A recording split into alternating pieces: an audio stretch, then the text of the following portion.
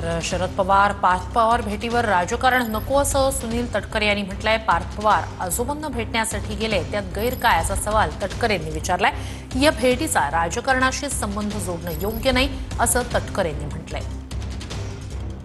पार्थ पवार त्यांच्या आजोबांना भेटण्यासाठी म्हणजे श्रद्धेय पवार साहेबांना भेटण्यासाठी गेले असतील, जय पवार गेले असतील, तर त्याच्यात गैर वाटण्याचं कारण काय? तुम्हाला तरी काय गैर वाटतं?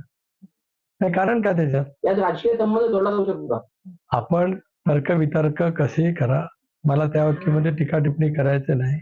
शेवटी या सगळ्या कठीण परिस्थितीमध्ये त्यांचे वडील आज हयात असल्याच्या नंतर त्या नात्याने साहेबांच्याकडे गेले असतील तर ते योग्यच आहे।